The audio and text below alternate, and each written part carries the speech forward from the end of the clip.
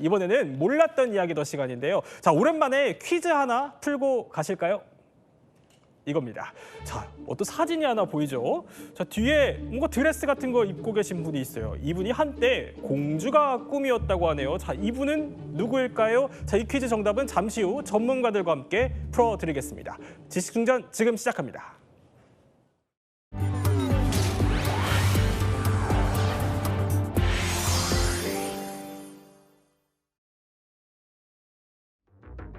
我还想强调的是，近期由于日本首相高市早苗倒行逆施，在台湾等重大问题上错误言论，引起中国民众的强烈公愤。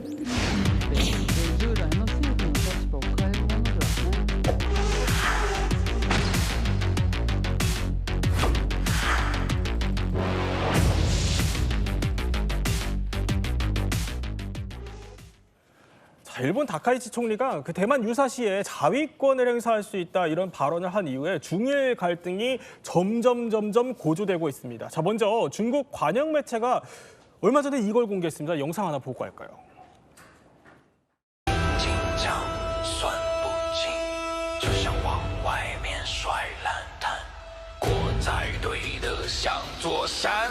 别把和平玩完。 아니 경제 계산도 못하고 남에게 폐만 끼친다. 뒤에 나오는 저 사람이 누구? 그 다카이치 총리입니까? 예, 다카이치 총리를 희화해서 그린 그림으로 판명이 좀 나오고 있는 그런 상황이죠. 말씀하셨다시피 그 대만 문제 군사적 개입을 하겠다라는 그런 얘기가 나온 이후에 예. 중국에서 저렇게 계속해서 굉장히 좀 놀라운 것은 저 영상이 어디에 이제 나왔냐라면 중국 관영 CCTV SNS에 영상이 올라온 거예요. 그래요? 그렇기 때문에 우리가 지금 얘기하면 뭐 채널 A에서 저런 걸 만들었다. 굉장히 좀 의미가 있는 거 아니겠습니까? 그렇기 때문에 상당히 의미가 있다라고 좀 말씀드릴 수 있겠습니다. 네. 그런 것들을 하면서 중국이 일본에 대해서 노골적으로 현재 지금 저는 반일 감정을 드러내고 있는 모습들이 현재 나타나고 있다라고 말씀드릴 수가 있겠는데 저기에 나와 있지 않은 또 다른 장면이 있습니다. 다카이치 총리가 눈물을 흘리면서 반성하는 것까지 합성을 해가지고 합성으로? 예, 합성을 한 것까지 다 해서 저렇게 지금 내보내고 있다 이렇게 설명이 가능하겠습니다. 그냥 관영 매체의 SNS에 저런 풍자를 한 노골적인 영상, 어떻게 보면 조롱 영상에 가까운 저런 걸 올린다는 건데 불과 이틀 전에도 굉장히 논란이 됐던 영상이 있어요. 차영지 평론가. 예, 그렇습니다. 우리가 이제 지금 지금 이제 저 장면인데요. 예. 저기서 보면 한쪽은 주머니에 손을 넣고 있고요. 한쪽은 그 손을 앞으로 모으면서 고개를 숙이는 듯한 모습을 좀 보이고 있죠. 주머니에 손을 넣고 있는 분은 유진승 중국 외교부 아시아 국장이고요. 가방을 들면서 고개를 숙이고 있는 분은 가나이 마이사키 아시아 대양주 일본 외무성 국장입니다. 네. 그러면서 저 영상이 20초짜리 영상이 이제 나오고 있는데요. 저 같은 경우도 중국 관영 매체인 CCTV 계열 소셜 미디어 계정에 저게 올라온 겁니다. 그러니까 어떻게 보면 예. CCTV가 공개한 영상이다라고 말씀드릴 수 있겠는데요. 저 20초짜리 영상이지만 빠르게 저기 나타나고 있다라고 말씀드릴 수 있겠습니다. 아무래도 이제 국장급 서로 이제 두 나라의 높은 분들이 만난 건데 한쪽은 주머니에 손을 넣으면서 마치 다그치는 듯한 모습들을 좀 보여주고 있다라고 좀 말씀을 좀 드릴 수가 있겠죠. 그러면서 현재 지금 일본에 대한 압박 수위를 높여가고 있는 중국의 단편적인 모습이 드러나고 있다라고 말씀드릴 수 있습니다. 그러니까 언뜻 보면 저렇게 오른쪽에 있는 사람이 주머니에 손을 넣고 있고 뭔가 혼내는 것 같은 듯한 언뜻 보면 그렇게 보인다는 거예요. 근데 우리 강준영 교수님이 보셨을 때 저 중국 저 오른쪽에 있는 외교부 저 국장이 저 입은 옷이 남다른 의미가 있다면서요? 그렇습니다. 저거는 원래 이제 그 중국 입장에서 보면 네. 일본은 역사 수정주의 국가고 그다음에 군국주의의 부활을 꿈꾸는 국가다. 이제 이런 거가 있기 때문에 특히 오사운동이라고 1919년에 반제국주의 운동을 할 때 학생들이 입었던 옷이고 저거를 이제 중국에서는 중산복이라고 합니다. 인민복 계열에. 그래서 자신들의 사회주의성을 강조할 때 저걸 많이 입거든요. 네. 특히 이전에 장저민 전 중국 국가주석도 일본 의회에서 연설을 할 때 장저민 국가주석은 양복을 잘 입는 걸로 유명했는데 굳이 또 저런 그 인민복, 중산복을 입고 의회 연설을 한 적이 있거든요. 그러니까 이제 이 부분에 있어서는 네. 우리가 중국은 일본의 역사관 이 부분에 대해서 사과하거나 이러지 않으면 받아들이지 않겠다라는 네. 그런 이제 우회적 표현. 그럼에도 불구하고 저렇게 CCTV나 이런 데를 통해서 하는 거는 훨씬 더 직접적인 메시지를 네. 주는 그런 효과가 있을 것 같습니다. 그렇군요. 그러니까 저 의상도 반일을 상징하는 그런 그렇습니다. 의상을 입고 네. 나와서 굉장히 논란이라는 건데 이거는 그러니까 그 영상 자체가 주는 메시지도 그렇지만 복장까지 이러면은 이거 좀 외교적 결례 아니에요? 사실 그렇죠. 근데 복장은 뭐 자신들이 원래 사회주의 국가니까 우리 전통 사회주의 복장이다 그러면 되는데 사실 더 심각한 거는 주일 오사카 총영사가 자신 주재국 총리한테 목을 따겠다 이제 이런 표현을 그렇죠. 했잖아요. 예. 거기서부터 이게 굉장히 꼬인 겁니다. 사실은 그런 거는 외교 관례에서는 있을 수가 없고 좀 전에 보셨다시피 상대국의 총리에 대한 조롱 이런 것들이 너무 지나치죠. 이런 것들은 사실은 누가 보더라도 중국 내부의 민족주의를 자극하고 일본을 국제적으로 망신을 주기 위한 이런 거니까 사실 아주 좋지 않은 선례다라고 저는 봅니다. 네, 우리 또 일본 반응을 살펴보게 이기태 박사님 특별하게 모셨어요. 이기태 박사님, 일본 어때요 지금 반응이? 일본에서도 상당히 굴욕적이라고 생각을 하고 있는 것 같습니다. 근데 사실 저 장면은 합의된 장면은 아닙니다. 네. 중국 쪽에서 일방적으로 이제 공개를 한 거고요. 일본 쪽에서도 이 부분에 대해서 항의를 했습니다. 그런데 일본 언론들을 보면은 주로 이제 그 선전용인 것 같다. 저런 반응이 나오는군요. 네, 마치 일본 측에서 해명하러 가서 거기에 대해서 중국 쪽에서 그것을 약간 위의 시선으로 이제 듣고 있는 그런 걸로 선전을 하고 있다라고 보고 있는데요. 사실은 저 국장급 회담도 정례적인 회담입니다. 원래 예정되어 있었던 회담이었고요. 그런데 이런 화면을 연출한 것 같고 이제 일본 국민들 같은 경우에는 굴욕적이라고 판단을 하고 하면서도 한편으로는 이제 중국 측에 대해서 이건 외교적 결례다. 어떻게 외교 관계에서 이런 행동을 취할 수 있는가라고 하는 비판적인 의견과 또 원래 일본 사람들이 좀 관료들이 특히 이런 정중한 이런 태도를 보이잖아요. 네. 그래서 그러한 측면에서 일본은 역시 뭐 예의를 지키는 그런 국가다 이렇게 또 뭐 자기 스스로 위안을 삼고 있는 것 같습니다. 근데 이렇게 일본 내에 이런 반응이 나옴에도 불구하고 지금 중국이요 일본에 대한 압박과 제재를 더 넓고 또 더 강하게 하고 있습니다. 영상 한번 볼까요? 公然违背了日本所做的走和平道路的基本承诺。这样的国家根本没有资格要求成为安理会常任理事国。 그러니까 일본이 유엔 안보리 상임이사국 진출을 하는 거를 중국이 가로막기까지 하고 나서는 겁니다. 전방위적으로 지금 압박이 시행되고 있는데 사실 어떻게 보면 이런 중국과 일본의 불편한 관계가요. 지난 에이펙 정상회의 때부터 감지가 됐습니다. 영상 한번 볼까요? 자, 이게 우리나라에서 열렸던 에이펙 정상회의인데요. 자, 보면은 시진핑과 다카이치가 악수를 하죠. 근데 다카이치는 좀 이렇게 웃는데 약간 억지 웃음 같은 웃음을 짓는다라는 당시 평가가 나왔었고 시진핑은 표정이 좀 굳어 있는 모습입니다. 자, 이게 보통 카메라 앞에서는 정상이 만나면 의례적으로 좀 웃지 않나요? 근데 좀 어색한 장면이다라는 평가들이 나왔었어요. 예, 그렇습니다. 더군다나 다카이시 총리가 취임한 직후이지 않습니까? 그러면 처음으로 이제 그 신임 총리, 취임한 총리가 오면 덕담도 좀 나누고 네. 서로 간에 이제 축하한다라는 얘기도 좀 저기서 이제 충분히 했을 법도 한데 전혀 대화가 없었죠. 오히려 표정만 정말 억지 웃음을 짓는 듯한 모습이었는데 문제는 그 뒤에 더 비공개 회담에서 불거졌었다라는 전언들이 지금 나타나고 있습니다. 비공개 회담에서 어떤 얘기가 나왔냐면 시진핑 국가주석은 일본이 현재 지금 상당히 꺼려하고 있는 무라야마 담화, 그러니까 식민지에 대한 반성을 담은 담화죠. 이 부분을 언급하면서 일본이 침략 역사에 대해서 반성해야 된다라고 주장을 했고요. 그리고 일본이 중국에 대한 인식을 올바로 갖기를 바라면서 양국이 서로 위협이 돼서는 안 되겠다. 뭐 이런 부분들을 얘기를 했다라고 전해지고 있습니다. 또 대중 강경파로 알려지고 있는 이제 다카이시 총리 같은 경우는 야스쿠니 심사를 우리가 참배해온 그런 그 부분도 있는데요. 일본도 또 여러 가지 그 민감한 문제를 쏟아냈습니다. 중국에 대해서 동중국해 문제라든지 히토르 문제, 그다음에 신장 위구르 문제, 그다음에 북한 문제, 홍콩 문제 이런 것들 어떻게 보면 중국이 상당히 불편해할 수 있는 문제들을 처음 만난 자리에서 서로가 상대방의 아픈 부분들을 정말 콕 집어서 건드렸다라는 게 비공개 회담의 후일담이다라고 말씀을 드릴 수가 있습니다. 저렇게 비공개 회담 물밑에서는 물론 카메라 앞에서도 좀 불편한 기류가 있었지만 회담장 안에서도 그 불편한 기류가 이어졌다는 겁니다. 그런데 자 이렇게 지금 중일 갈등의 최정점에 있는 이 두 인물이요. 알고 보니까 좀 극과 극이라고 해요. 그러니까 좀 충돌할 수밖에 없는 거 아니냐 이런 분석들이 나온다는 겁니다. 그래서 지금부터는 좀 약간 저희가 한번 이런 제목을 달아봤어요. 가까이 하기엔 너무 먼 두 정상. 자 모습 한번 살펴보도록 하죠. 그 전에 퀴즈 한번 풀고 가시죠. 자 한때 공주가 꿈이었던 이 사람은 누구일까요? 뒤에 드레스를 입고 있고 제가 조금 전에 퀴즈를 내드렸는데 자 이기태 박사님이 정답을 맞춰주시죠. 네. 누구죠? 다카이치 사나의 일본 총리입니다. 오 저게 무슨 사진인 거예요, 저게?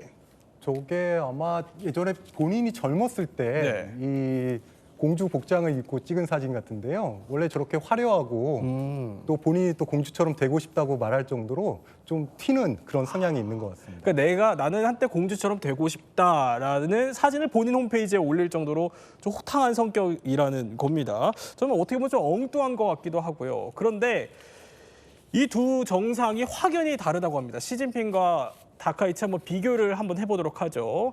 차이점 하나씩 볼까요? 먼저 둘의 유형입니다. 한쪽 왼쪽은 돌부처형, 오른쪽은 표정부자형 이렇게 비교가 되는데 자 영상으로 한번 확인을 해 보시죠. 자 일단 시진핑과 트럼프가 만날 때입니다. 지난 30일에 열렸던 이게 미중 정상회담인데요. 자 보면 시진핑 주석은 표정이 거의 변화가 없어 보이고요. 미세하게 미소를 좀 띠고 있는 것 같은 분위기이기도 합니다. 그러면 이 다카이치 총리가 트럼프를 만났을 때는 어땠을까요? 자 보면은요 저렇게 손을 번쩍번쩍 들고요. 트럼프가 이렇게 뭔가 말을 할 때 굉장히 표정이 다양하죠. 저렇게 콩짝콩짝 어떻게 보면 뛰는 모습도 보이고 엄지척도 하고요. 표정 변화가 굉장히 많습니다. 벌써 딱 보기에 강준영 교수님. 시진핑과 다카이치가 완전 달라요, 스타일이. 그렇죠. 시진핑 주석 같은 경우는 굉장히 정적인 인물이죠. 그리고 원래 거대 중국을 이끄는 지도자로서 이렇게 이 뭐라 그럴까요? 좀 온중한 모습, 묵직한 모습을 보이는 게 사실 중국의 덕목처럼 돼 있습니다. 중국 지도자들의. 뭐 지금이 황제 시대는 아니지만 황제상이라는 게 있잖아요. 네. 그러면서 좀 점잖은 모습을 보여주는 거. 그리고 실제로 감정 절제를 잘하죠. 그래서 주로 듣는 걸 좋아하고 처음부터 말을 하는 게 아니고 쭉 듣다가 이제 한마디 하고 뭐 이렇게 하면서 리드해가는 그런 스타일이라고 봐야 되거든요. 그런 의미에서 다카이치 사나의 총리하고는 아주 한쪽은 동적, 그러니까요. 한쪽은 정적, 이래서 특별히 비교가 되는 것 같습니다. 다카이치는 어떻게 평가하세요? 다카이치는 뭐 살아온 세상이 굉장히 자유분방하다고 본인도 얘기할 정도고, 아까 그 공주 드레스를 올릴 정도로. 뭐 그런 것도 그렇고 또 오토바이를 타고 여행을 좋아하고 굉장히 정적인 시진핑에 비해서는 동적이기 때문에 아무래도 그런 부분에서는 성향상의 차이가 날 수밖에 없죠. 네. 자, 그러면 개인적으로 사실 두 사람이 뭘 좋아하는지 우리 소위 말하는 취미 생활 이런 걸 한번 보면은 얼마나 또 다른지도 알 수 있다고 하는데 두 사람이 어떻게 다른지 지금 왼쪽에는 독서, 영화 감상, 등산, 오른쪽에는 오토바이, 폭주, 드럼 이게 뜨네. 이게 뭔 차이가 있는 거죠? 그 시진핑 주소는 독서, 영화 감상, 등산, 약간 사색적이고 조용한 이런 취미를 좋아한다고 보고요. 또 축구도 좋아한다고 잘 알려져 있죠. 그래서 중국의 축구 굴기를 하겠다고 했는데 아직 저희한테 계속 지고 있는 것 같고요. 그러면서 말씀하신 대로 약간 차분한 그런 내면형의 리더라고 본다면 다카이치 수상은 아무래도 여성으로서 유리천장을 이제 깨부수고 수상의 자리에까지 오른 사람이고요. 또 젊은 시절에 화면에도 나옵니다만 오토바이를 즐기고 또 드럼을 또 취미로 갖고 있을 정도로 상당히 드럼을 쳐요? 네, 그래서 실제로 연습하다가 저 채를 몇 번 부러뜨린 적도 있을 정도라고 할 정도로 아주 열정적이고 이런 아주 외향적인 그런 돌파형 공격적인 이런 성향의 지도자라고 볼 수 있을 것 같습니다. 아니 일본에서는 반응이 어때요? 우리나라 같은 경우는 한 정상이 저렇게 오토바이를 타는 걸 즐기고 그리고 또 드럼하는 거 좋아하고 이러면은 좀 반응이 엇갈릴 수도 있을 것 같아요. 그러니까 어떤 국민들 차원에서는 좀 친근하게 느낄 수 있는 거죠. 어떤 정치인이라고 하면 딱딱한 이미지가 있는데 보통 서민들처럼 그런 취미도 갖고 또 적극적인 것을 보면서 좀 친근하다 느낄 수 있지만 다른 한편으로는 역시 정치로서 너무 가볍지 않을까. 아까 트럼프 대통령을 만났을 때도 이렇게 팔짱도 끼고 그랬거든요. 맞아요. 예, 예. 그래서 일본에서는 너무 총리로서 가볍지 않냐라고 하는 그런 비판의 목소리도 많았습니다. 그러면 세 번째로 또 이 두 사람이 뭐가 같고 다른지 한번 살펴보도록 하죠. 이번에는요. 좋아하는 가수 등려군과 엑스제팬이 뜨는데 일단 노래를 한번 들어볼까요? 你问我爱你有多深，我爱你有几分。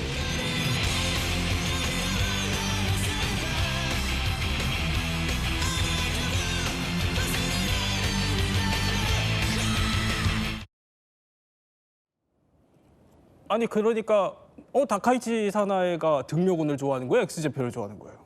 저는 둘 다 한때 좋아했던 가수들인데요. 네. 저는 정체성이 어디인지 모르겠습니다. 어찌됐든 지금 이제 시진핑 주석이 좋아한 가수가 등려군이고 그다음에 다카이치 총리가 좋아했던 것은 엑스제팬이다. 이 결론부터 말씀드리도록 근데 하겠는데요. 너무 달라요 음악이. 네, 음악이 너무 다르죠. 이제 등려군 같은 경우는 우리가 이제 차분하고 감성적인 멜로디로서 아시아 지역에 있는 분들이 많은 분들이 좋아하죠. 저 노래를 모르시는 분들은 없을 겁니다. 국내에 계신 분들도.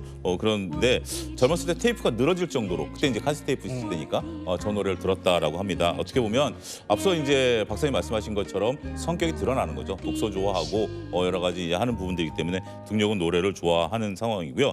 하지만 다카이치 사나이 총리 같은 경우는 앞서 오토바이도 타고 드럼도 치고 하는 거기 때문에 엑스제팬 노래를 상당히 좋아했다라고 합니다. 이것을 또 방송에 나와서 부른 적도 있다라고 할 본인이 정도니까. 직접? 예, 그런 정도라고 하네요. 또 이제 심지어 휴대폰에다 그다음에 그 유시키 그 가수를 휴대폰 배경화면으로 또 놓을 정도로 상당히 좋아한다라고 합니다.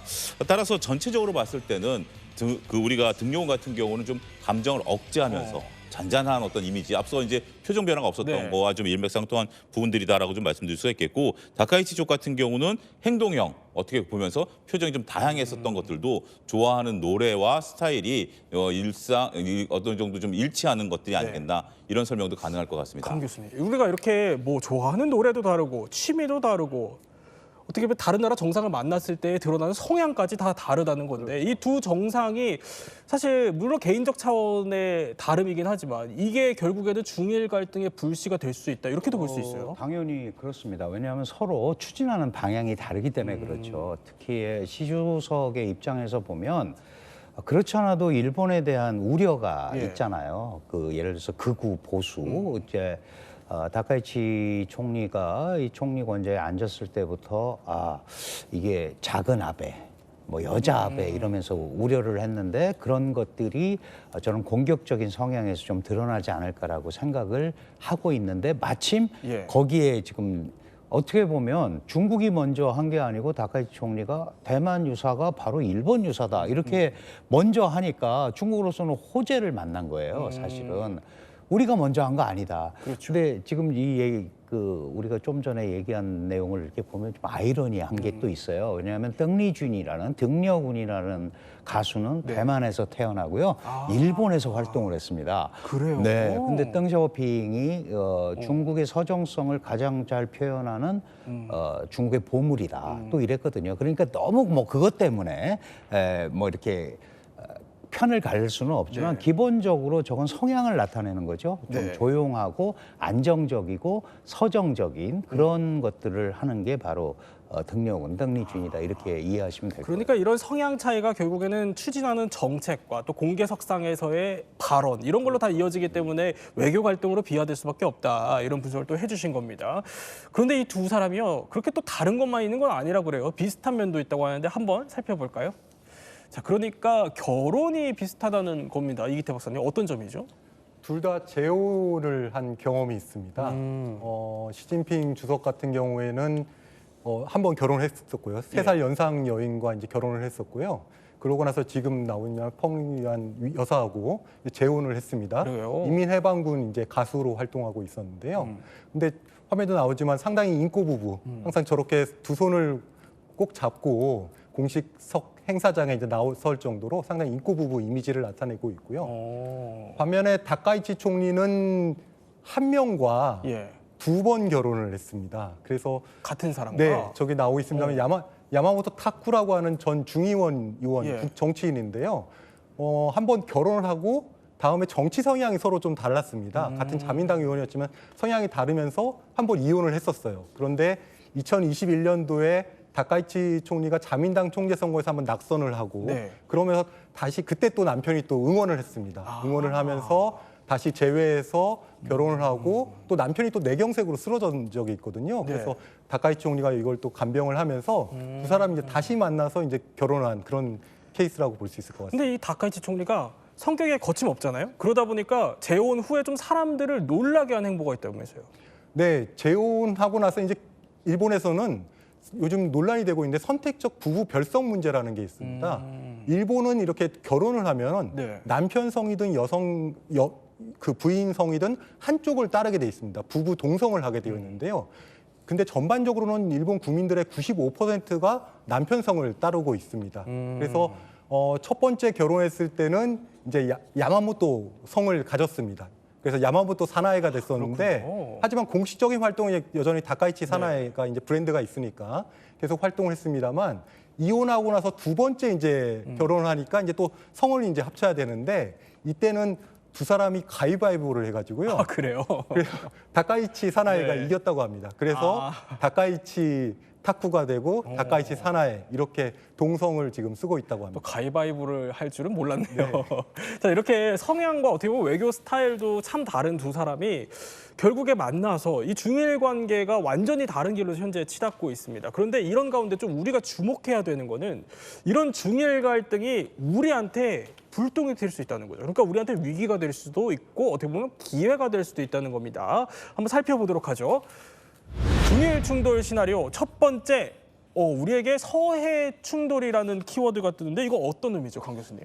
사실은 지금 최근에 서해에서 중국이 이제 불법 인공 구조물을 설치한다든가 특히 중간선으로 서로가 인식하고 있던 동경 124도선을 예. 우리 쪽으로 좀 한 30분 정도 들어와 있어요. 그래서 이거는 이제 한중 어업협정에도 중간선을 사실 침범하는 건데 이 들어와서 이미 여기서 훈련을 하고 있는 것도 지금 나오고 있거든요. 그래요? 그러니까 이 서해를 둘러싸고 해양 경계 획정이 돼 있지 않습니다. 우리가 지금 이제 여기까지는 당신 바다, 여기까지는 우리 바다 이게 안 돼 있으니까 어업협정을 통해서 이제 잠정 협의를 하고 있는데 그런 데서 이제 문제가 생길 수가 있는 데다가 최근에 잘 아시다시피 중국의 군사력이 강해지고 있잖아요. 그러니까 네. 서해에서의 영향력이 늘어나고 있는 상황에서 혹시 이런 것들이 충돌이 군사적으로 갈 수도 있지 않느냐 이런 거를 얘기하는데 사실 중일같이 그 여의도, 그 센카쿠 열도를 둘러싸는 이런 영유권 분쟁이나 이런 게 없기 때문에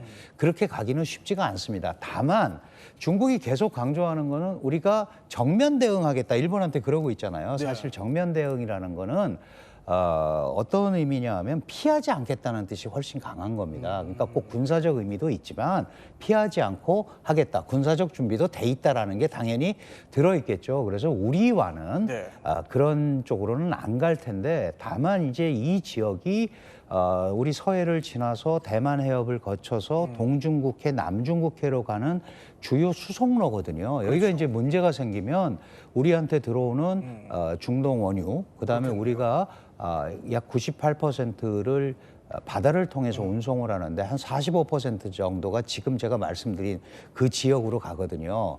그러니까 결국 서해부터 시작해서 이렇게 남중국해를 거쳐서 유럽 쪽으로 가기 때문에 이런 부분을 우리가 잘 관리를 해야 된다.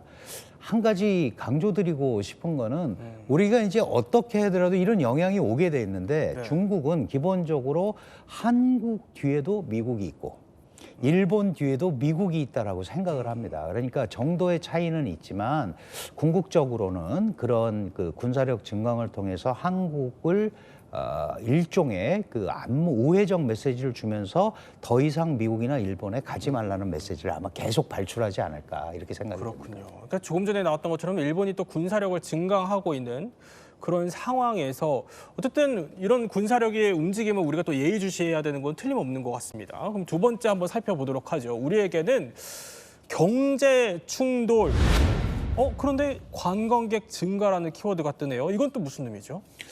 예, 일단은 지금 중국 입장에서 보면 일본 관광을 자제하라라는 소위 한일령에 대한 얘기가 나오고 있습니다.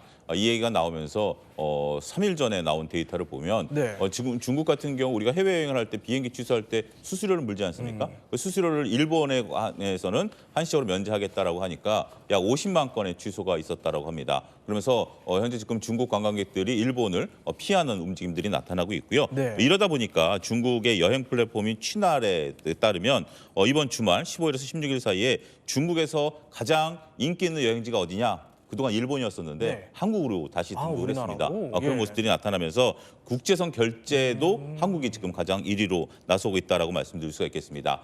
이것은 이제 긍정적인 우리가 좀 많이 기대를 할 수 있는 또 주가도 관련주들이 오늘 좀 많이 올라갔는데요. 그런 부분들이 있다라고 말씀드릴 수가 있겠고 또 경제적인 부분들을 놓고 보면 일본은 중국을 배척하고 네. 중국은 일본을 배척하다 보니까 그 사이에서 우리가 반사이익을 볼 수 있는 가능성도 있겠다. 우리 기업들이 그 틈새를 들어갈 수 있는 부분들이 충분히 있을 수 있겠다라는 부분들도 긍정적인 부분들도 있는 것 같습니다. 하지만 여기서 우리가 또 우려해야 될 것은 중국이 여행 같은 경우는 일본에 가지 마라라고 이제 조언할 수 있습니다만 예를 들어서 히토리 같은 경우를 일본만 안 돼. 이런 것도 또 문제가 되다 보니까 또 전체적으로 그런 것을 강화하게 되면 우리도 또 피해를 볼 수 있는 또 그런 부분들도 있는 거거든요. 딱이 그래서 우리가 또 일정 부분은 반사 이익을 볼 수 있는 네. 부분들도 있긴 하겠습니다만 경제 문제는 상당히 복잡성을 띌 것으로 보여지고 있고요. 이게 길어지게 된다라면 우리도 한한령이 굉장히 길어지면서 우리가 고통스러웠는데 한일령도 길어지게 된다라면 우리가 얻는 거 플러스 마이너스까지 셈법이 다소 복잡해질 수 있다. 이렇게 정리가 가능하겠습니다. 자, 그러면은 또 다른 충돌로 인해 어떤 파장일지 한번 살펴보도록 하죠. 자, 중일 충돌 시나리오 역사 충돌인데 키워드가 독도가 뜨네요. 중국과 일본 간의 충돌인데 독도는 이건 무슨 얘기죠? 네, 이번에 중국 쪽에서 이제 독도는 한국 땅이라고 하는 듯한 뉘앙스의 이제 발언이 나왔습니다. 중국 근데, 쪽에서? 네, 그래서 이것은 중국에서 이제 예. 한일 간의 갈등 요소라고 볼 수 있는 독도에 대해서 한국을 지지하는 듯한 표현을 하면서 원래 중국은 어땠는데요? 원래 중국은 이제 삼국의 영토 문제에서 이제 언급을 안 했습니다. 이거는 중국뿐만 아니라 미국도 그렇고요. 예. 우리의 입장은 또 독도가 분쟁 지역이 아니기 때문에 제3국은 여기에 대해서는 언급은 없었습니다. 그런데 이번에 한국 측을 지지하는 듯한 언급을 함으로써 한국을 이제 전략적으로 네. 중국 쪽으로 이제 끌어들이려고 하는 그런 목적이 있는 것 같고요. 또 최근에는 그 오키나와에 대해서 예. 중국이 이것은 일본 영토가 아니다. 역사적으로 봤을 때 류큐라고 하는 왕국이 예전에 있었고 이것을 일본이 점령해서 이제 편입한 거기 때문에 네. 여기에 대한 정통성에 대해서도 지금 건드리고 있습니다. 그래서 일본 내에서는 이런 역사 전쟁을 이제 건드리고 있는데요. 이런 오키나와도 사실 어떻게 보면은 미일 안보 체제에서 네. 대만 분쟁 시에 모든 미국의 그런 항공기들이 오키나와에서 발진하거든요. 그래서 그걸 약화시키기 위해서 역사전을 이용해서 지금 사용하고 있는 것 같습니다. 네, 강 교수님 짧게 여쭤보면 이제 중일 충돌이 뭐 쉽게 끝나지는 않을 것 같은 분위기예요. 그럼 이제 우리나라는 앞으로 어떻게 대응해야 될까요? 사실 트럼프 대통령도 그런 얘기를 했어요. 동맹이라고 다 친구는 아닌 거 아니냐. 그러니까 한 발 빼겠다는 입장을 하고 있는 거죠. 사실 중국과 일본 갈등에 우리가 기회처럼 보일 수는 있어요. 그러나 굉장히 신중해야 된다. 왜냐하면 말씀드린 대로 중국이 볼 때는 미국이 둘 다의 배후에 있다. 다만 한일이 가까워지거나 한미일이 세지면 네. 중국의 부담이 될 거기 때문에 우리도 그런 부분에서는 양자 문제는 양자가 해결을 하고 평화적으로 가라라는 약간 그 중간자적 입장을 취하는 게 중요할 것 같습니다. 네, 지금까지 세 분과 함께 중일 갈등에 대해서 몰랐던 이야기 한번 살펴봤습니다.